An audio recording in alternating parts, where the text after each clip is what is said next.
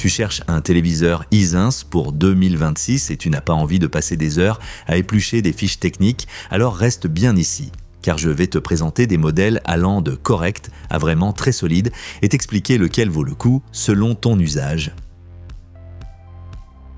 C'est l'entrée de notre classement et il se retrouve volontairement à la dernière place. Pas parce qu'il est mauvais, mais parce qu'il est clairement conçu pour des besoins simples. Petit écran, Full HD et les fonctions de base qu'on attend aujourd'hui. Ce qu'il fait bien, pour sa taille, les couleurs paraissent souvent plus vives grâce au QLED que sur des téléviseurs très basiques. Pour les infos, les séries le soir ou YouTube dans la cuisine, c'est exactement le genre d'appareil simple qu'on allume et qui fait le job. Et avec 60 Hz, tout reste fluide tant que tu n'attends pas des retransmissions sportives ultra nettes. Mais, dès que tu as goûté à la 4K, le Full HD donne vite l'impression de revenir en arrière, surtout sur la durée. En plus, le HDR est ici plutôt un bonus qu'un vrai saut qualitatif façon cinéma, car la luminosité est limitée. Et côté son, avec 14 watts au total, on sent bien que c'est pensé pour de petites pièces, pas pour une grande ambiance de salon. Pour qui est-il adapté? Pour une chambre, une cuisine, une chambre d'amis, ou comme téléviseur secondaire, là où tu veux simplement une image correcte sans fioriture. Et si tu pressens déjà que tu veux un peu plus que ça fonctionne, passons directement au modèle suivant, qui paraît souvent plus abouti à l'usage.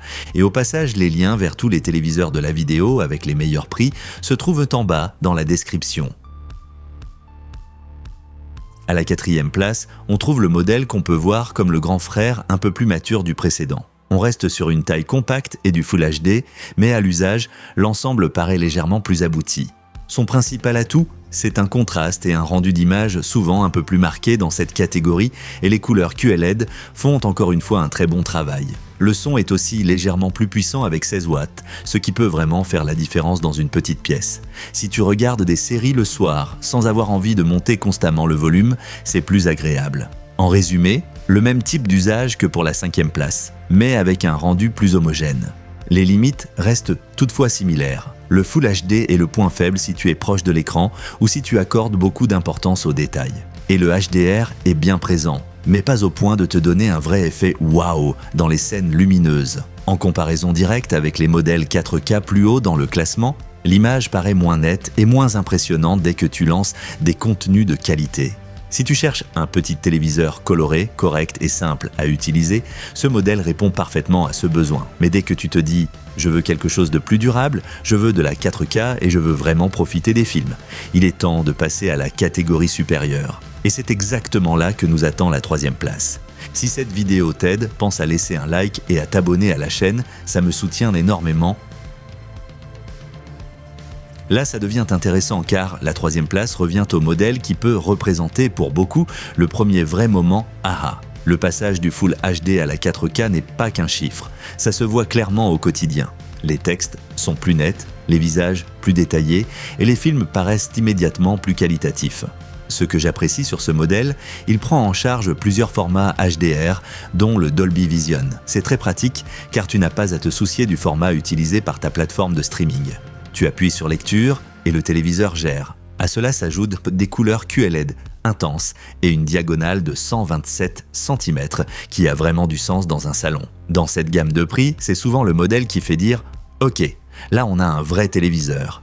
Mais le point clé en montant dans le classement, c'est la fréquence de rafraîchissement. Ici, on reste à 60 Hz et ça se remarque surtout dans les scènes rapides ou en jeu. Si tu joues beaucoup ou si tu es fan de sport, tu verras clairement la différence avec les modèles 144 Hz, où les mouvements sont bien plus fluides et nets. Le son est correct, mais pas au niveau de remplir une grande pièce. Pour qui est-il idéal?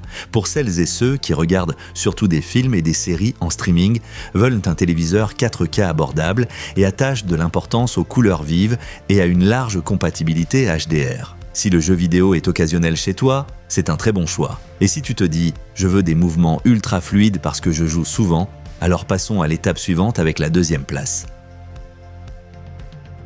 À la 2e place, on trouve le candidat pour ceux qui voient de grand. Avec 164 cm de diagonale, on ne se contente plus de regarder la télévision le soir. On est vraiment immergé. Et la grande différence par rapport à la 3e place, ce sont les 144 Hz. Sur le papier, ça peut sembler technique, mais à l'usage, c'est très simple.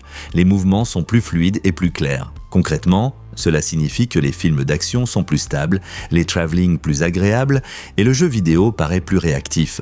On retrouve aussi un ensemble très complet de formats HDR dont le Dolby Vision EQ est particulièrement utile lorsque la luminosité de la pièce varie. Par rapport à la troisième place, on passe donc d'un bon polyvalent à quelque chose de grand, rapide et prêt pour le gaming.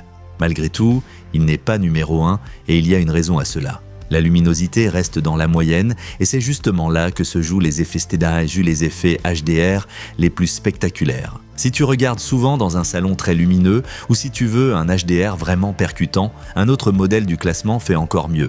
Et côté son, c'est correct, mais pour un vrai effet cinéma, une barre de son reste un énorme plus. Qui devrait l'acheter ? Si tu as un grand salon, que tu joues régulièrement ou que tu veux simplement une grande image impressionnante, c'est un excellent compromis. Et si tu te dis maintenant, d'accord, mais je veux le meilleur contraste et le HDR le plus impressionnant de cette sélection. Alors passons à la première place. À la première place, on trouve le modèle qui donne clairement l'impression de passer au segment premium sans pour autant entrer dans des gammes de prix totalement différentes. La raison principale, c'est le mini LED. Imagine plutôt cela comme un éclairage beaucoup plus précis derrière l'image, zone par zone. Résultat, des noirs plus profonds et des éléments lumineux plus intenses. Et c'est exactement là que naît le fameux « Waouh » que beaucoup recherchent avec le HDR. Avec environ 900 CD par mètre carré en pic de luminosité, le HDR est bien plus impactant que sur les modèles QLED sans mini LED. On retrouve aussi les 144 Hz, parfaits pour les scènes rapides et le jeu vidéo. Et même côté son, il se démarque nettement. Environ 40 watts, avec un système 2.1, c'est tout simplement la meilleure configuration audio de ce groupe. Cela ne remplace pas forcément une barre de son, mais c'est le téléviseur qui s'en sort le mieux seul. Bien sûr, même le numéro 1 a ses limites. Ce n'est pas un OLED. Les angles de vision et le noir absolu ne sont pas au même niveau. Et oui, plus de performance signifie aussi une consommation électrique un peu plus élevée. Mais si on regarde l'équilibre global, c'est clairement le téléviseur qui respire le plus, le téléviseur de salon, image puissante, HDR convaincant, mouvement fluide et un son supérieur aux autres. Pour qui est-il parfait ?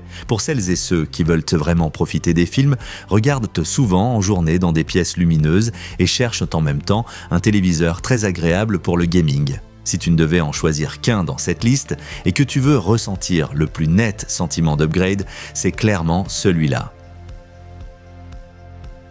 Jette un œil aux meilleurs modèles via les liens dans la description, tu y trouveras les meilleurs prix. Et si ce classement t'a aidé, laisse un like, abonne-toi à la chaîne et on se retrouve dans la prochaine vidéo.